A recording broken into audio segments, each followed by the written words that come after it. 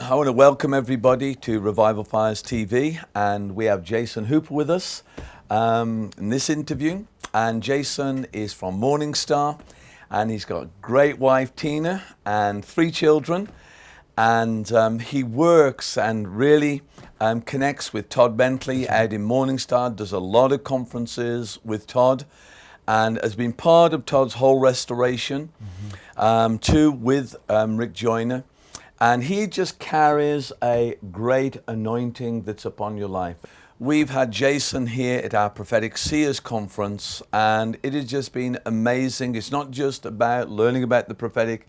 As he shared, we've been able to see the anointing of God. We've been able to see the realms of the Spirit operating, and people who are bound being set free, the sick are healed, and the good news is preached to the poor. So that's just what's been happening here at the Prophetic Seers Conference. But Jason, I want to turn this over to you, really. Yeah. And, you know, we have the Prophetic Seers. It's a good name. Right. But just talk to us about what it is to be a seer and to operate in that seer anointing. Yeah, well, I think honestly, the strongest seer anointing that, I mean, you can see in the Old Testament, you have the Nabi prophets, you have the seer prophets, but when you look, you know, in the New Testament, the seer anointing is not reserved just for a few prophetic voices or those who hold the office of prophet. But in John 5, the Lord is asked how he can do the things he does, how he speaks with the authority that he speaks. And he answers by saying, I only do the things that I see my Father do.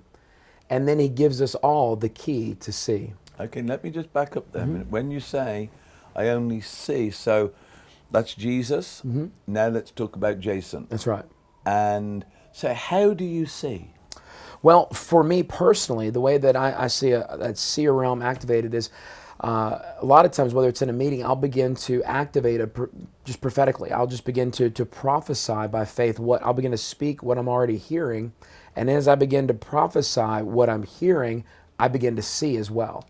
Wow. Now, there's also times where prior to a meeting or in my own devotional time, when waiting on the Lord, I'll just simply soak in his presence, and not soak just for refreshing, but also soak for revelation. Where as I wait on the Lord, you know, just like, you know, Samuel, he took his place. He laid by the ark of God. He took his place in the glory and in the presence of God, and it was in that place he heard God speak. And as he heard God speak, he began to see what God was doing.